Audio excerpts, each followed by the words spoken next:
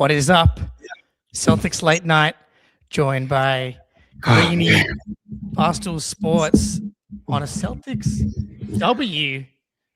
I was worried that we missed you after the Thunder game. Happy birthday to Greenie for the other day. Thank you. And the people were like, I mean, that's as high as the vibes get. But thankfully, the Celtics deliver another win against the Atlanta Hawks, 109-102. A red hot 14 out of last 15, you know? 14 as and good 1, as win as you can find in the Eastern Conference at the moment, I think. Yeah, like that morass of the Hawks Raptors group is we might get into some standings chat a little bit later. But yeah, the Hawks have been good, and I thought the Hawks played pretty well today, at least from a shot making perspective. There was a stretch there where it felt like they couldn't miss. It was most of the first half. I think they only scored like 16 points, I think, or something like that in the third quarter. So the defense came around, but it was an early classic Hawks magnet ball with freaking what's his name, Gabe Vincent pissing me off, and guys just making jumpers, and Jalen Johnson. Like they were all doing it. Crazy is like the Celtics were actually making more shots in this game, and they trailed the entire first half just because, they were trading twos for threes. So yeah, the Celtics were shooting well, but they were 8 for 16 in the first half. The Hawks were doing an okay job of keeping them off the 3-point line. But the Hawks were 10 for 20. So high volume, high accuracy. And what did they finish with? I bet like 14, 15? Yeah, they were 15 for 42. So they really cooled off in the second half. They were 22% in the second half. Defense was good. It was just a fun win. As we said, the Hawks were hot, and this little I really like this back end of the schedule for us. I know it's harder than some other teams, but I'm less concerned about kind of getting the 2 seed and worrying about wins and losses. I'm just concerned about it's all important. It's all getting this team tuned up. I want to get this team but you want to be tuned up and winning, That's what they're doing. Goal. You can achieve both of those things and not play like they did against Minnesota. You know what I mean? Like it's okay to win also, in my opinion. Which they have been doing. And it's incredible. Like you zoom out just a tiny bit, like that Minnesota game led to a ton of freak out amongst Celtics fans.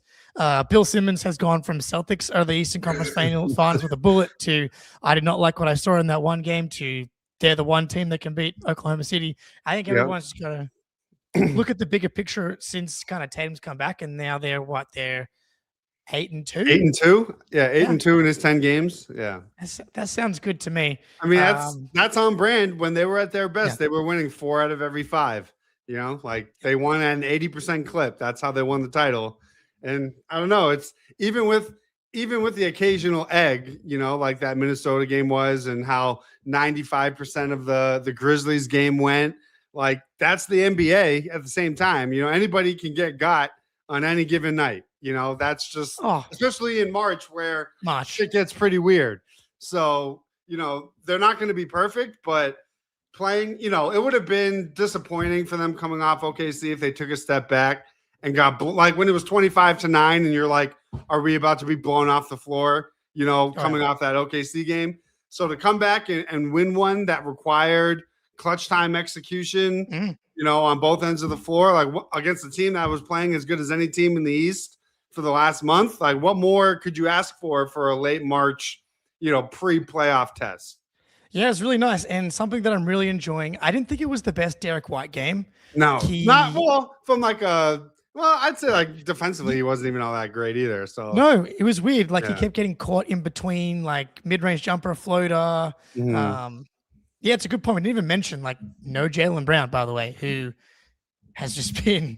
And you felt it. You felt it at times. They were really, I thought, missing his rim pressure, especially when just nobody could make a shot in the first quarter. Like that's when we would have just seen him get into the paint and go off 2 feet. But Tatum wasn't getting to the line early. I think he probably had like 8 free throws in the second half, but early he just wasn't getting to the line. And Derek, he's strangely strong on these mid-paint floaters that is just are nothing but back rim. It's just like that. Those are the misses that I feel changed the perception of his night drastically if he just makes a 5-footer.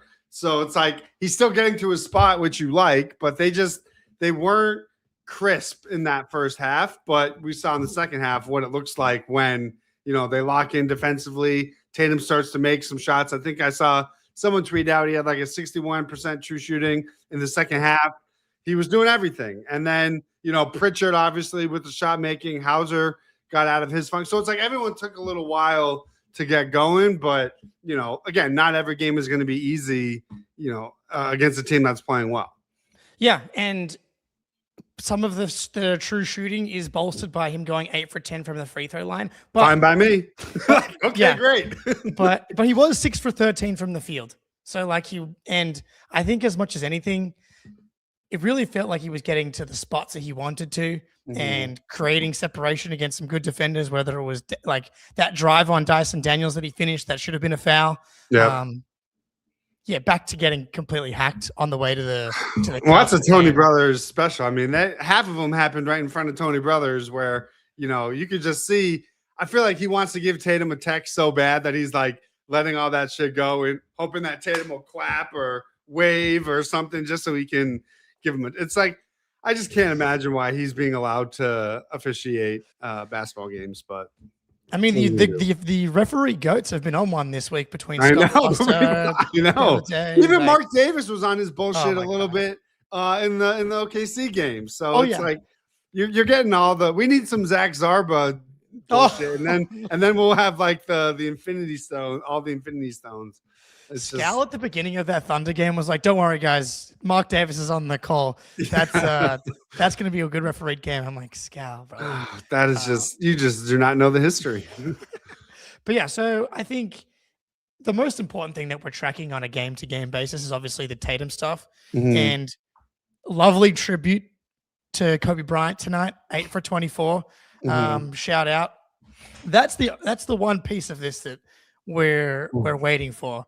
And I don't know about you, like I do think it's difficult to pass how much of this shooting efficiency problem is rust, how much of this is just we've seen Tatum go through like 10 to 15 game stretches. I know, like this, I just feel like we're in a normal Tatum slump. Like you can't pay me to give a shit about how he's shooting the basketball.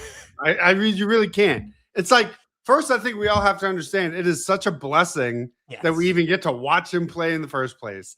And the fact that he's already throwing up 26, 12, and 5, I don't care if he shoots 8 of 24 to get it. I'm sorry. As long as he's making them when he needs to, I don't care if he has a first half struggle. Yeah, he's 51% true shooting. And here's the thing, it's like 2 made shots a game away from being right in that 55, 56% range, which for Jason Tatum, with everything else that he does, is totally fine. And people have pointed out that we might be just, we have to readjust the Tatum calendar a little bit here. So, sometimes he starts hot and then we get basketball Jesus kind of for that stretch. So fingers crossed that kind of kicks in. I mean, we'll see in 4 days once we hit April. Like we're only 4 or 5 days away. But I also think part of it is, as he's working his way back, I feel like especially in the first half, he was really forcing some tough looks. Yes. And I do wonder, how much of that is him just needing to get shots up and get himself going. And, if in 3 weeks from now, is he going to take the same low percentage? I mean, it is Tatum's shot diet, so there's always going to have some part of that to his game. But I do wonder if now, because there has to be something to the second half of these games always being better than the first half. I feel like early he's shooting everything he can the second he gets a look, just because he's missed so much time. But when things slow down and he needs to execute offensively, I think we saw him going strong to the rim. He wasn't settling as much for those low percentage twos. He had a couple pull-up threes that were good looks. I don't know. I wonder if it's conditioning, and then him also just not really giving a shit the quality of the look that he's getting. He's just letting it fly just to get a rhythm. Look, he's getting to his spots. The rebounding is really there. And when you think about the playoffs, that's just so valuable and has been a tent pole of the Celtics playoff success since he. I mean, we saw them win a title with him shooting 29% from three for an entire playoff run. You can't get me to give a shit about his shooting when he's the best rebounder, the best defender, and the best passer on the floor at all times when he's in the game. That's just 5. Yeah, it'd be one thing, if he was a one-dimensional player, right, and he was having this efficiency issue, it would be a much bigger deal. But he's a 5-2 player. Like he's an impact everything player. So even if he's not efficient, as long as the point total is there and the defense and rebounding, so he's not allowing extra possessions, he's taking care of the basketball. Like literally, if he shoots well, that's a bonus, in my opinion.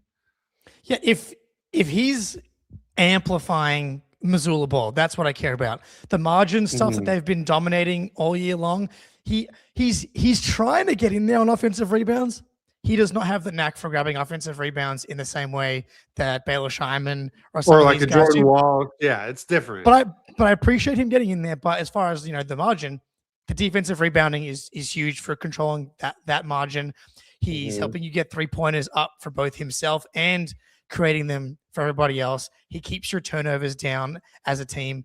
Everything it's been really perfect. It's been almost perfect. I don't know what I was expecting in this return. I'm not sure I was expecting essentially like 20, 10, and 4 right away. It's just pretty good. I mean, I think he's probably after tonight, he'll probably be at like 9.4 rebounds or something like that. Like, I just cannot imagine that. I feel like if you had said Tatum will come back and within the first 10 games, he'll be playing 37 minutes, averaging nearly 20, 10, 4, people would call you a delusional homer that people don't respond that way after Achilles. You know what I mean? And it's happening. And you can't gaslight me and tell me that he's not been incredible since he's been back. You can't. I won't allow it. 10 games, 31 minutes per game.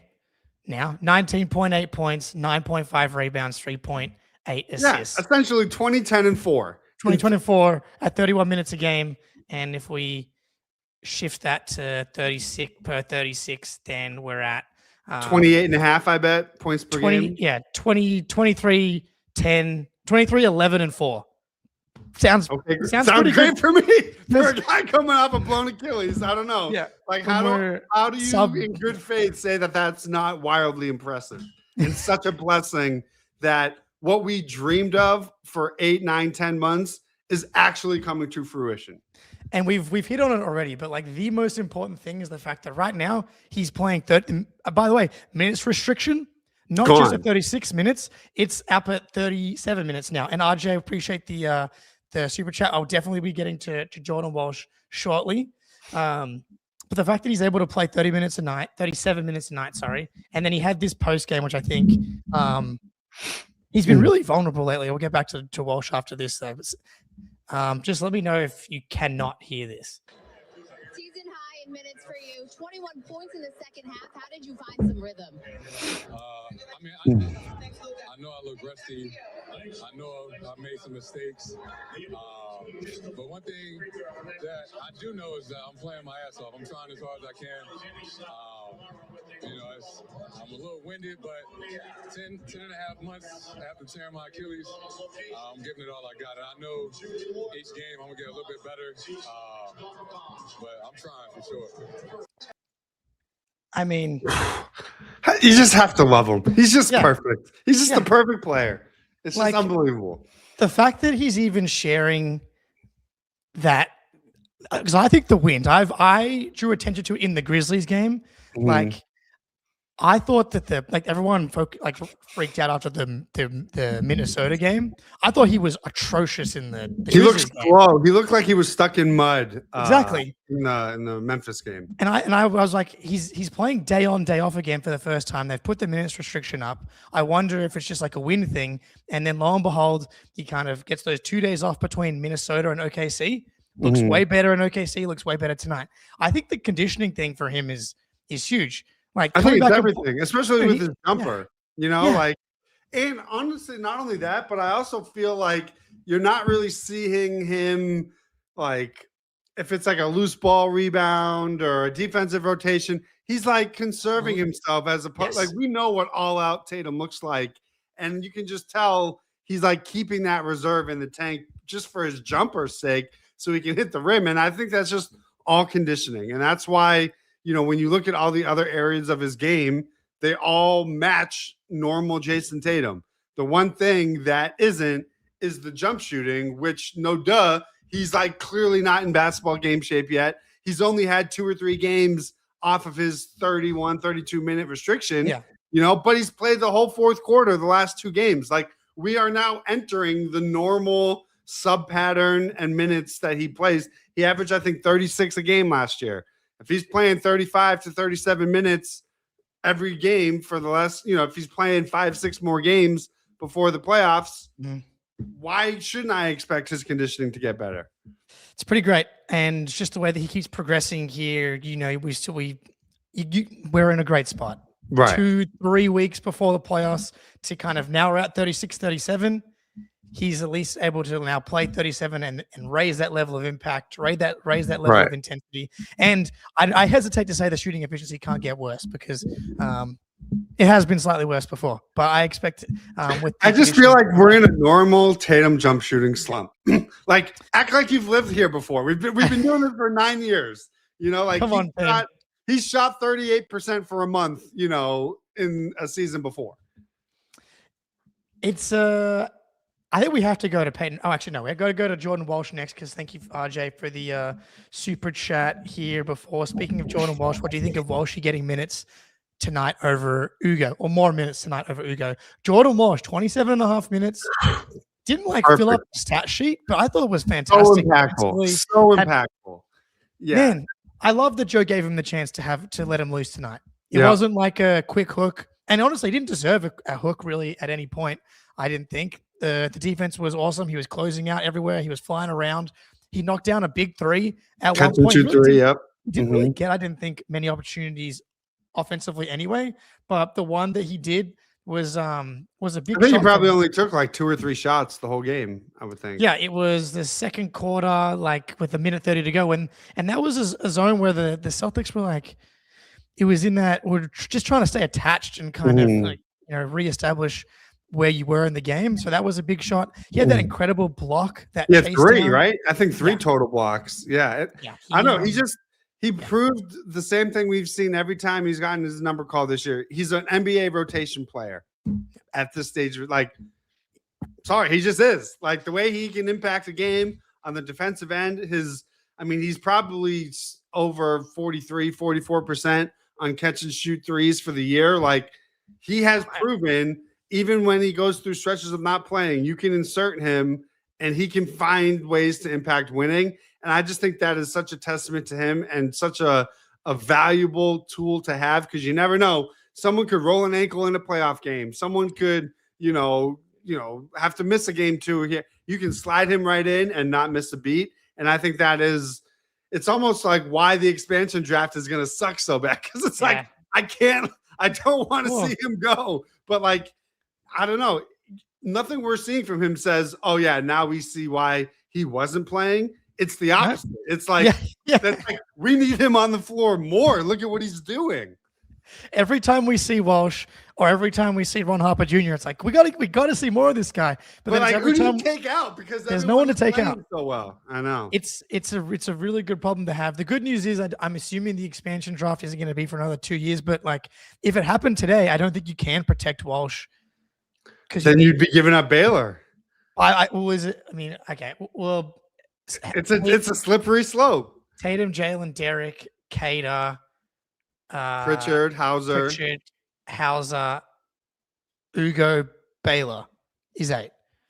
So you didn't keep Walsh. Yeah, so you lose Walsh and you lose. I'm considering renaming the podcast the Ron Harper Jr. But I'm saying, like, either way, like, you're going to lose a guy who's really an NBA rotation player. It hurts, but this is a good problem to have. Every time we see these guys come out again, they play really well. And something that I've loved from Walsh from the first summer league that he played in was the feel for the game. And Blammo in the chat here reminding us about the placement of himself in the dunker spot. Tatum operating in the pick and roll, help comes, finds him, goes straight up for it, and finishes it. He also got even the block at the end of the half was the same thing. But that's what I mean. Like, He can fill that Drew Holiday dunker spot role in a playoff run. And defensively, the ceiling is so high for him still. Like I know, like the length is crazy, the athleticism, the discipline. I feel like he never bites. He stays on the floor now, and it's his length just makes him such a weapon to where if he's not going to be jumping on pump fakes, you literally can't get a shot off on him when he stays disciplined and in front of his, whoever he's guarding. It's just like I just think back to when there was that stretch early in the year where he just had Maxey in hell for like 4 straight possessions. Like he's just so disciplined at not fouling, keeping his hands back, and staying down. That has been his like defensive leap compared to previous stints that we would see. He would always have that frustrating. His hands were caught down low. Now he keeps them up. He keeps them back, and he just plays with great discipline. Yeah, the Celtics University thing. It sounds so heat culture-y. But it's cool when we do it. But it's cool. But at the same time, it's like you just got to give credit where credit is due, both to the heat culture nonsense and the Celtics University nonsense. Like if you keep printing out these rotation wings off of second round picks and undrafted guys, you can kind of just call your development program whatever you want.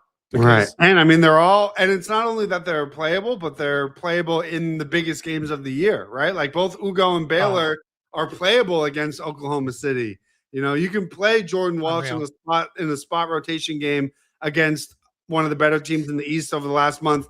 And he'll fit, so it's like they're not just doing it against the bottom of the league. They're doing it against teams that are playing at a high level, which is like it's like a cherry on top to them already being rotation players. It's wonderful. It's been way too long before mentoring Peyton Pritchard tonight, who massive. I'm not sure if you've run into this faction of people online that are like Pritchard is refusing to pass the ball to Jason Tatum. People that faction.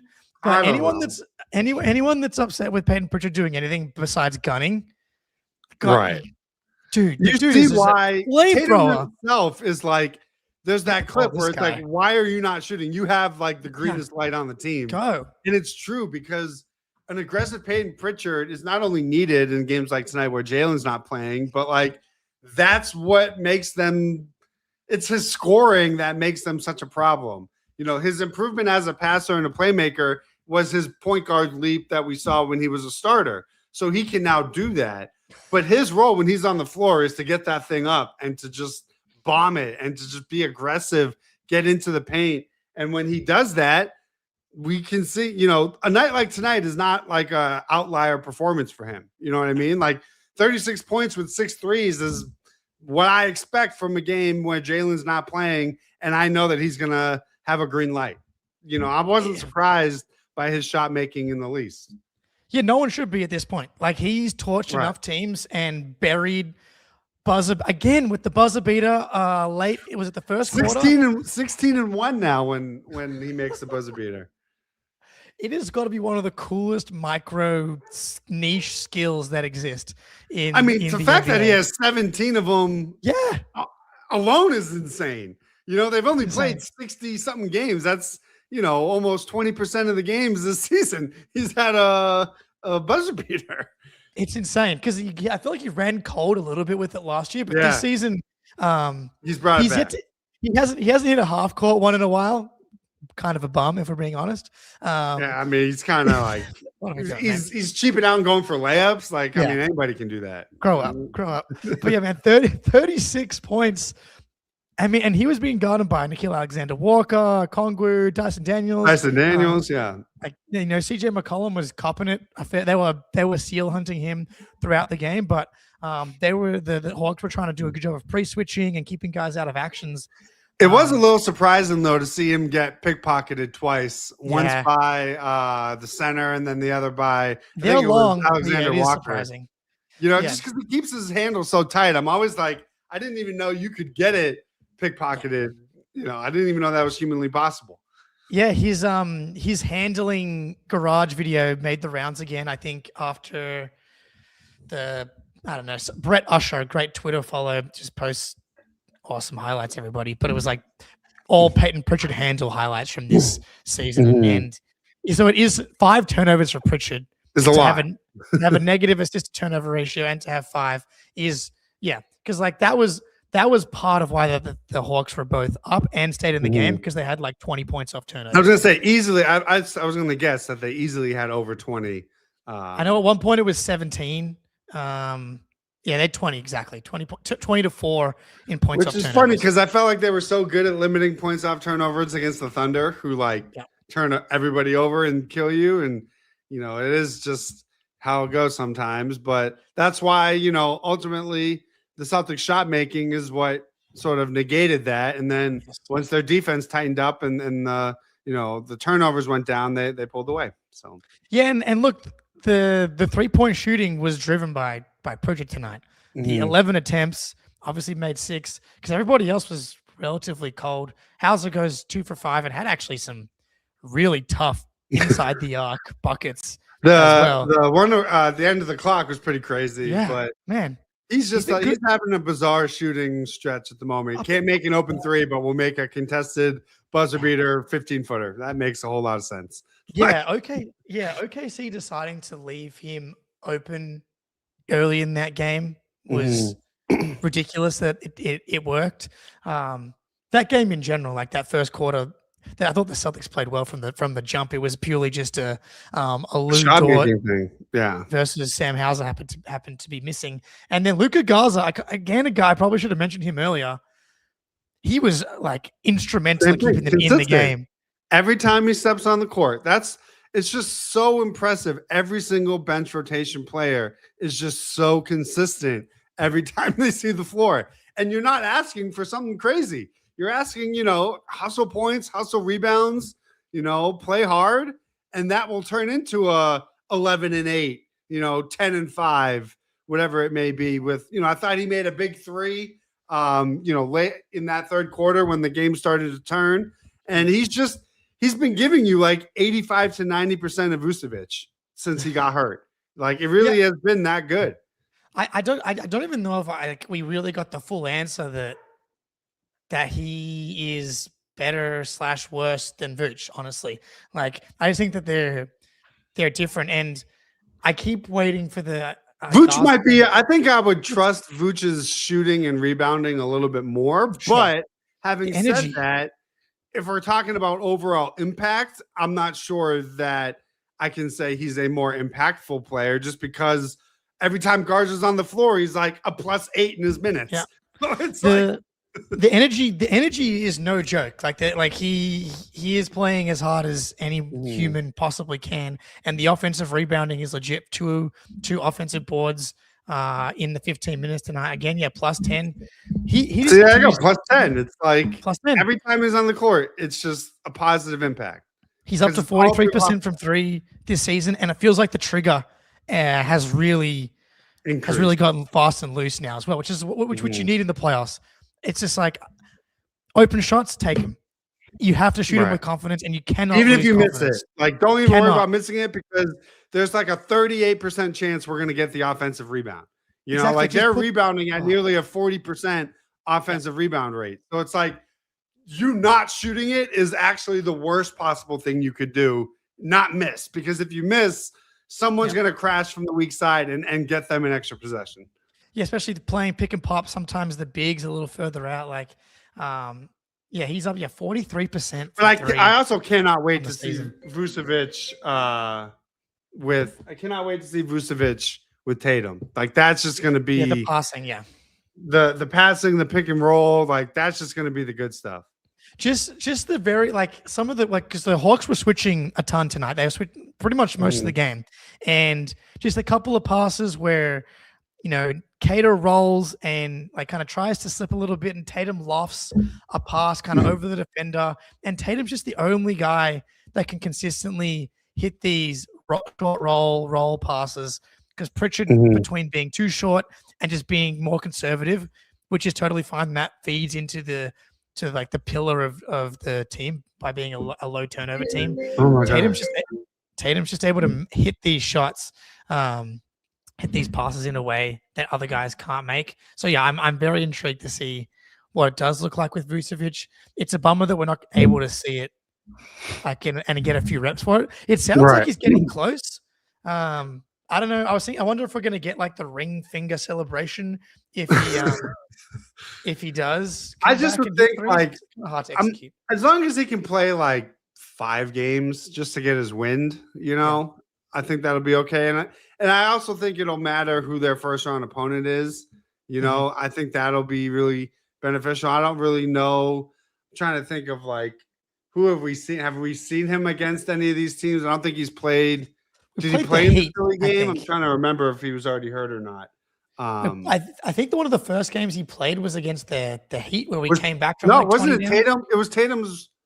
Oh no, that's when he got hurt. Was Tatum's? That's when he got hurt. Yeah. It was the first game back was the Heat, and he was actually pretty good. He was bad against the Heat when he was on the Bulls, and then I think he had like 14 and 11 in his debut. He also played 21 minutes against Philly and had 11 and 12 boards. No Embiid in that one though, right? No Embiid in that one.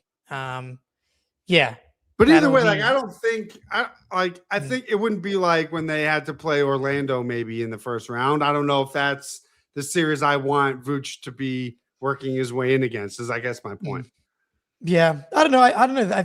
I might not even hate that. They're not the most explosive kind of off the bounce team, and so like defensively, that's when I think about Vooch and Gaza as this team's biggest holes is probably backup big man, and that's more on the defensive end. I'm like pretty confident that the offense is going to hum nicely regardless.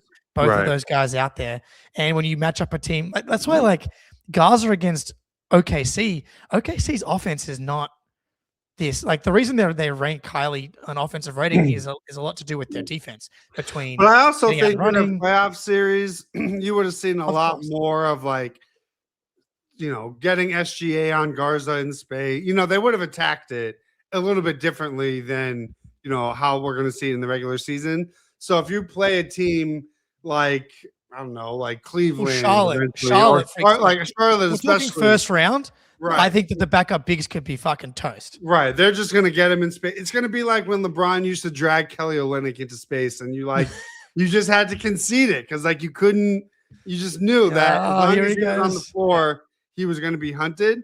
So it's just going to be fascinating to see if any of the playable bigs that we see now can survive, or is the solution just going to have to be Tatum at the 5 or Jalen at the 5 and live with the results?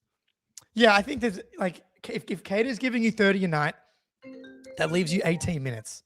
And people are after you today, Greeny. Dude, it's like a spam. It's like a spam number that just like won't stop calling me. I'm like raging inside.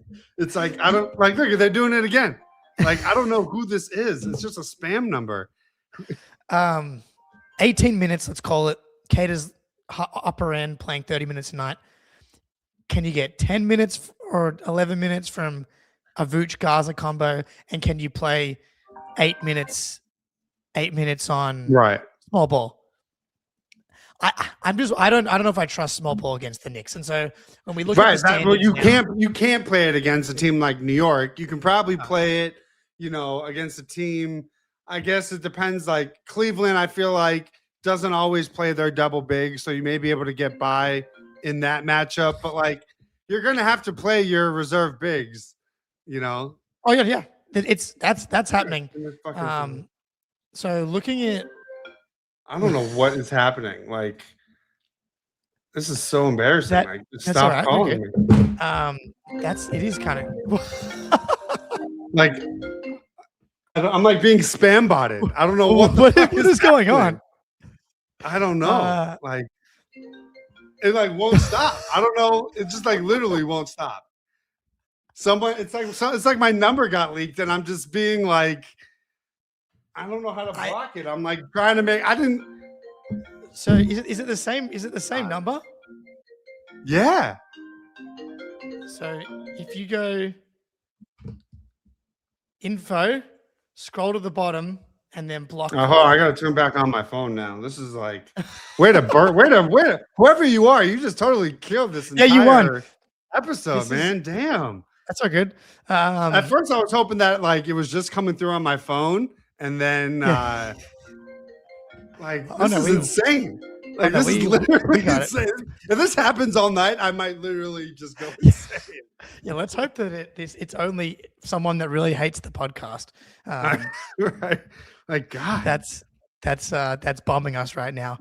But like I don't know anyone in Barnstable, Massachusetts. Like, please stop calling me. All right, we got to figure out how to block this shit. Yeah, I'm gonna mute you for just a minute. Yeah, and I'll go. There we go. We can't hear him just for now. And we'll see if Greeny can figure out how to block whoever's calling him. But so if we're looking, hang on. Oh, yeah, I just blocked it. All right, we got it. We got it. Right, I just blocked it. Hopefully that shouldn't happen again. We blocked the cyber attackers. So at first, hold on. Like, let me check my Twitter. Did my shit get like leaked on Twitter? Like, what is happening? Yeah, that was crazy. Okay.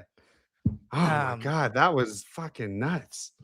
Literally, it's like 17 of them. Holy shit. That's insane. So what is it? Playoff status after today we're basically at a 90.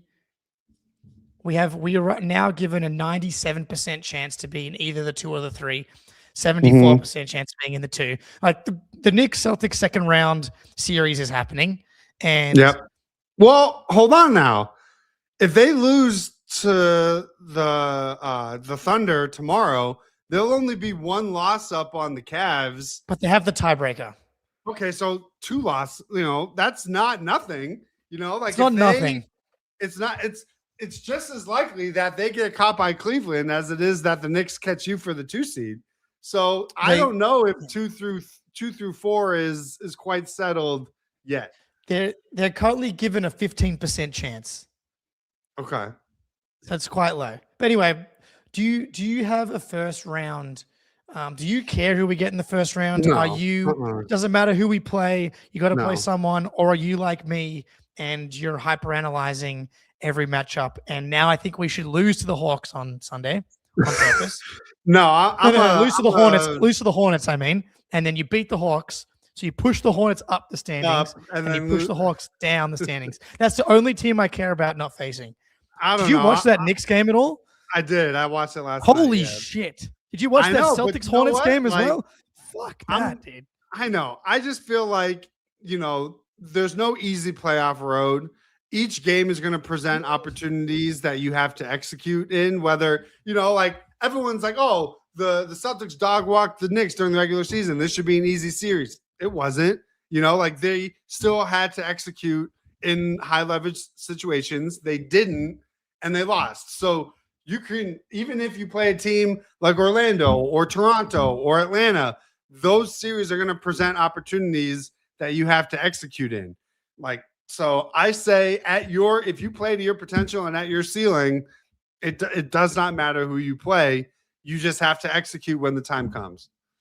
It's a very fair philosophy and thesis. I just would much rather not play the team that is kind of mirroring the 2022 Celtics. The team that's just like completely flipped their season around. And if you go from January 1st, they're basically playing like a title contender. I don't really want to face that team in round 1. Yeah, but I mean, teams, you have to beat good teams along the way. Is all. But you don't have to beat only good teams along the way. You know what I'm saying? I guess that's true, but I don't know. I just feel like if you're telling me Tatum is going to look even better and Jalen's Achilles is fine and Vooch is back, like I don't know. At their ceiling, I just can't. I'm not worried about any specific. It's just check ball, like.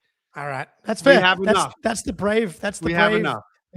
We should win that series. There's no question about it. I'm a coward. I want the easy path. And I mean, I won't object to an easier path, right? Like, yeah, I'm not gonna be like, oh, this doesn't count. Like, I can't believe that we're advancing so smoothly. But at the same time, I think the second you start trying to avoid things and you start tempting the playoff and basketball gods, like you do not get rewarded. Everyone was saying, oh, you should avoid the Nets in 2022. You don't want to see them in the first round. They didn't, and they were rewarded for it. So my hope is that they don't do any of that stuff. Just win every game you play and let the chips fall where they may. Yeah, I wouldn't expect them to do anything to like chicanery wise. On that, you mentioned Jaylen Brown. Out of 10, how much PTSD happened inside 15. of your body? 15. Yeah. I broke this. I broke the meter. You know what? Just what happened to big toe? Where's the left big toe? I was just gonna say, where's the left big toe? You know, if you need to come up with a reason to sit him, can you just not right Achilles? Like, tell me anything else. What happened to the big left toe injury? What are we doing, man? Yeah. You can't play him for at least 2 weeks. You can't. I'm assuming his Achilles is sore. Yeah, but like, lie to me. Tell me he has a rolled ankle. Tell me he has a sprained knee. Tell me he has a back issue, a shoulder issue. Like, lie to me. You can't write Achilles. You can't. We just spent 10 months dealing with this. Like, give him Al Horford's left big toe injury if you're just coming up with shit to justify resting him. You can't write Achilles. I was stunned when I saw that on the injury report. Like, after coming out of the what gives me solace is coming out of the Thunder game. I'm like, that's as good as Jaylen Brown has ever played basketball in his entire life, all the way down the stretch, right? So I don't think he got like an injury, but maybe, and it does make sense now. He's played 65 games. There's 10 games to go. They've more or less locked up their 2/3 spot. I don't think they care whether they're 2 or they're 3. I think there's a pretty good case at actually being the 3 seed's better than being the 2 seed, because this Celtics team is better on the road in the playoffs. We know this. They I are. know, but I still want home court. I don't know. Still want home court. I don't know. Where we're losing one of the first 2. It would be poetic to go on the road to New York with Tatum and take the first 2 at MSG would be full circle. Yeah. So I don't hate falling to 3. I don't know what will end up happening there, but now we're just on pins and needles for the injury report tomorrow, right? Yeah. And you know what? Don't even play him. No, you can't play. Well, unless it was a lie. I don't even care. Even if there's a because it's not about did he just get hurt and that's what made this flare up. It's what has been going on for however long that has created this Achilles tendonitis. You know, like, is that just a symptom that I need to be worried about of what then happens next, which is what we know what happens next. So it's like, that's why I'm saying if you were just coming up with something, go with the big toe. Don't write Achilles, because now I'm like, you need to shut him down for 2 weeks because you have the cushion and you can't risk it, because what if it isn't nothing? Like, I can't lose another player for another year. I can't. It really sucks. One, because he's been playing so well and been like a complete machine and Iron Man all season long, like on track to play 75 games, 72, whatever it may be. And like, is this the deep bone bruise that we had last year? That's actually a torn meniscus. Like, is Achilles tendonitis actually a strained calf? Like, is it something? That's what I was thinking as well. Is it like often tightness is just a lie and it means I strained my hand? Like the beginning of the season where they said he had a hamstring tightness, he basically played through a hamstring strain, which was incredible. I think was kind of insane at the time. But he played through it and just kind of limited his explosiveness, and that worked out fine. Honestly, I think the Knicks losing last night, and then I think tomorrow night will really determine. If you have a 3-loss lead on them heading into your game against Charlotte, you do not play him because you can afford to lose it. Well, if he's actually sore, then you don't play him at all, right? Like, I mean, personally, I think you sit him at least through Charlotte. You know, at least through because the next game on Monday, or the next game is the Hawks on a back-to-back, where Tatum's definitely not playing on the back-to-back. So you just stagger them. Jalen sits the Charlotte game. Tatum sits the Hawks game is how I would approach it. if it's actually tendonitis, then it's not really anything. Again, I'm not going to believe you because the word Achilles is in there, and I'm just triggered. I can't ignore it. I went on, I Googled it. Google AI was like, oh, you're basically fucked for 3 months. And I'm like, that doesn't feel real. So I didn't want to believe that, so I'm not ready. I think it's insane for anybody to not feel terrified. Well, here's the other thing. How thing. can you not feel scared right now? Like, this would be so sad after this season for Jaylen Brown to have like a chronic lower leg problem. Well, I'm not going to feel good until he plays healthy again. And you have to remember, every playoff run comes with some sort of late season devastating injury. Remember, Rob Williams tearing his meniscus, Porzingis getting hurt. Then Porzingis has a mystery illness in fucking the first week of April. Drew gets hurt. It's just every year of my entire life, once we get to this part of the season, like, tell me this is not Kevin Garnett in 2009. You know what I mean? Like, I've been hurt too many times before to just ignore it. Like, I can hear the thinking that it's probably just rest, because it makes a ton of sense to get him rest in this spot. But then that's so fucked that you would say anything around the Achilles. Couldn't agree more. I don't think, was it a nationally broadcast game today? No, no? League Pass. Okay, League Pass. Okay, I don't know. I can't really tell from over here because we just get the same. I'll tell you when they have. So they aren't on national TV until April 1st against the Heat. I was just wondering if there was anything to do with like, no, resting stars type nope, of thing. Tonight wasn't. So Oklahoma wasn't. Tonight wasn't. Charlotte isn't. Atlanta isn't. Then the Miami game on Wednesday, the 1st. Yeah. Okay. So that doesn't help us at all either. Nope. But it does mean that you can rest him. So. Yeah. My point. That's what's a little bit. That's what makes it more insane, because it's like, okay, if you're resting him, fine. Use any other word. And you could have used 4 different. You could have said bicep, knee, shoulder, again, neck. Go with tendonitis. Sprained left big toe. If it was good enough for Al Horford and he never got in trouble, I'm pretty sure you can lie the same way with Jaylen Brown and you won't get in trouble. Maybe they're used Achilles tendonitis as cover because they're planning on resting him a lot down the stretch. Okay. And so the league will be like, well, we can't really come at them. Okay, I like that. Achilles thing, type of, I'm drinking that copium. I like that. Because it's like, yeah, you can't, Al Horford's sprained toe, it recovered in 24 hours. So you need something, everybody knows a little bit more seriousness. Yeah. So, and I'm like, with the Tatum thing, I can understand how the Celtics organization might have PTSD. We'll let them have this one.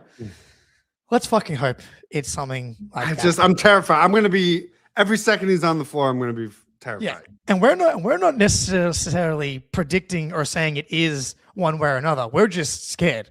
I'm just a baby. That's it. I'm just, after what it would just be so fucked if we we finally got them back together. I don't even want to put it in the universe, but like I said, seeing that change on the report just triggered me in a way that I just did not know that I could be triggered. Another thing that could be good, I don't know, the fact that he hopped on the stream after the Thunder game and was like just having a good time. Yeah, but then I saw some comment where it was like, oh, I feel like I remember seeing him limp off the screen. I'm like, oh, shit. Yeah, but these guys, here's the thing. These guys, if you watch any of these basketball players like move around outside of the basketball court, I know. They look like they're all 90 years old. I know. Like, it's so dumb that they play this many games. I don't know if you care at all about these new tanking rules that came out today. Oh, they're all terrible. No, they don't solve anything. They don't stop the very thing that they're supposed to be shutting down. So, just a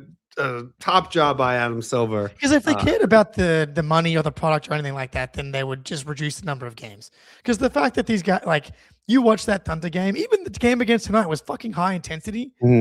How are you supposed to ask humans to play 5 of those in a week? Yeah, but I also what are you doing? I never want less basketball, But there's barely less basketball. It's so much. I don't know. I wait so much. I'll never, because I also think even if you played 65 games, the same rest and tanking and maneuvering would still happen. It would just happen in games 50 through 65 as opposed to 70 through 82. I guess I'm thinking of it more from like a rest load management point of view versus like, because the tanking's unsolvable, really. Yeah, I mean, maybe it would give you less back-to-backs, which would be nice and things like that. But will it be less 4 and 7 and 5 and 7s? Like, I don't know, man. It's like I play basketball one day a week and it almost kills me. But Like, then I also think from like a historical standpoint, you know, statistic wise, everything would be different from like the rest of the time, and that's kind of messed up.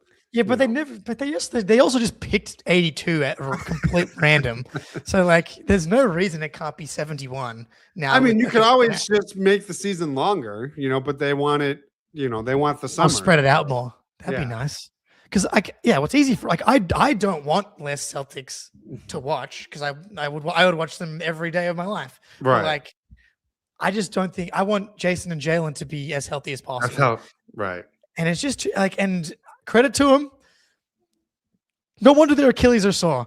He's backpacking like the entire franchise. I know, but that's why I'm not sure because you get 2 exemptions if you don't play 20 minutes. You can play under 20 minutes and it count. But what I saw, it was not going to get ejected. It was 15 to 20, and he got ejected at 14 minutes and 14 seconds. Oh my God. So I don't know if that. So technically, is he really at 64 games right now, and he does need to play one more, or minutes and 14 seconds enough to get into that? Because you get 2 of them. Otherwise, you have to play 20 minutes to qualify. So it's like that would really complete the parallel from last year with like him limping through. Yeah, like does he tough it out to make the limit? Yeah. Because that's the thing with last season. They completely lied to us. Yep. About the knee bruise. Right. Which we all were like, it doesn't seem like this is healing as if it's a knee bruise.